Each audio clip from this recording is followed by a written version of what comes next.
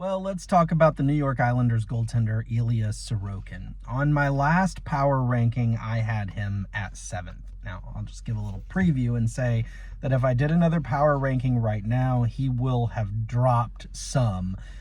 In part because of his last two games, but in part because there are two other goaltenders that will have jumped past him since I did that power ranking. But let's take a look at Sorokin's numbers for the season. He's played 40 games so far this season. That's how many games he's been in, not started 40 games, but he's played in 40 games. He's got a .907 save percentage, which makes him 15th in the NHL amongst goaltenders that have played 24 games or more. His goals against average is .269, which puts him 20th in the NHL amongst goaltenders playing 24 games or more. His quality start percentage is .615, which is quite good. And that puts him at 12th among goaltenders playing 24 games or more. His goals saved above expected. Now, again, I get this from two different sites, so the numbers vary between the two sites. According to Hockey Reference, his goals saved above expected is 5.7, which is a very good number and puts him 19th in the NHL in their ranking. According to Money Puck, his goals saved above expected is 7.9, so even higher, and that puts him 24th. So obviously they have a number of goaltenders rated higher than Hockey Reference does. Either way, 5.7, 7.9, put that somewhere in the middle and just say his goals saved above expected is 7. That's still really good. And when you combine that with a .615 quality start percentage, the point is the Islanders, if he's in net, generally speaking, should not have to score, a windfall of goals in order to win most of the games that he's in. 2-3 goals should do it in most games if they can score those 2 or 3 goals. Now, I want to start out here next by looking at the 5 games that led, well, technically 6, but one barely counts, that led up to my last power ranking where I had Sorokin at 7th. So he played on January 24th against Philadelphia and allowed 1 goal on 30 shots. So that was an excellent game for him. Then he played in Carolina or against Carolina, but he only got in the game for 2 minutes.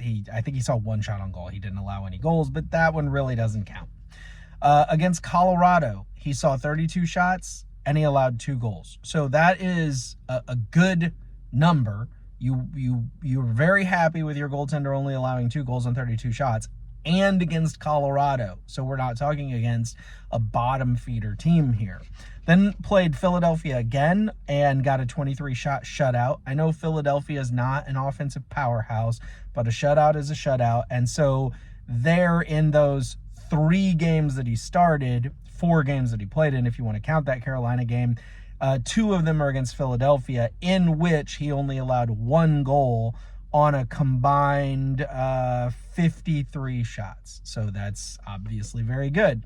Then he plays against Tampa Bay and only allows 2 goals on 31 shots. So again, a really good outing and against a really good team. And then Vegas, who obviously is a top team in the NHL, he only allows 1 goal on 34 shots. So those 6 if you count Carolina games, were really quite good for him. I mean, in that time he allowed, let me add it up real fast, 6 goals in those 5 starts, 6 games, counting Carolina. So that is exceptional. And that's when I did my last power ranking, and I had him at 7th. Now, if I did a power ranking right now, he would drop a little, maybe down to 8th, maybe down to 9th. But again, it's partly because of his last 2 games and partly because 2 other goaltenders that I had below him, Gustafsson and Blackwood, would move up in my power rankings right now.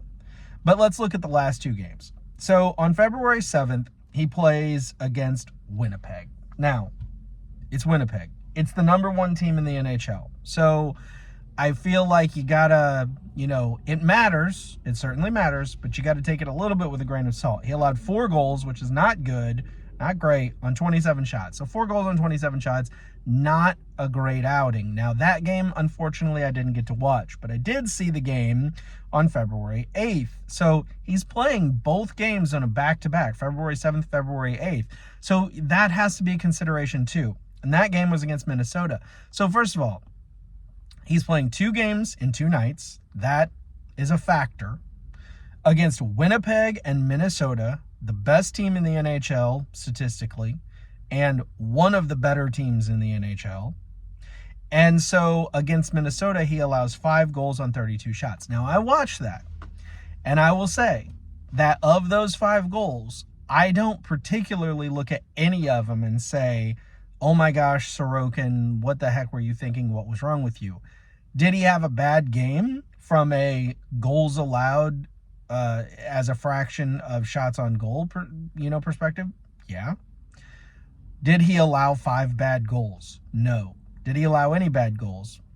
Maybe the first one, although I felt like the defense was a little soft and they let the shooter just kind of come in on him. But the next 3 of those 5, I believe, were all deflected, one of them by his own player. And so that's tough. And then the very last one was a centering pass from around the end red line to the eventual goal scorer, who was about 1 foot in front of Sorokin. So I'm not sure what Sorokin's supposed to do there. So on the one hand, I can't help but say in my power ranking, Sorokin would need to move down a little bit, especially since I think 2 other goaltenders have had a better outings since my last power ranking. But at the same time, I wouldn't really lay all those goals that he's allowed in those last 2 games at his feet, because the Islanders did not particularly play great in front of him. They were allowing traffic in front of the crease. They were allowing tip-ins to happen. They didn't clear the crease. They didn't clear the slot. They didn't really give Sorokin the support that he needed. So overall, where is Sorokin? He'd probably be about 9th on my power ranking right now. Statistically for the season, he's about middle of the road on almost every statistic. But some of that, I think, can be laid at the feet of the Islanders and not at his feet. But overall, I still think Sorokin is one of the better goaltenders in the NHL. If you told me that I was going to start a team and I had to put 10 goalies' names in a hat and then you were going to draw out 2 of them to be my goaltending tandem, I think I would put Sorokin's name in the hat as one of the 10. Thanks for watching.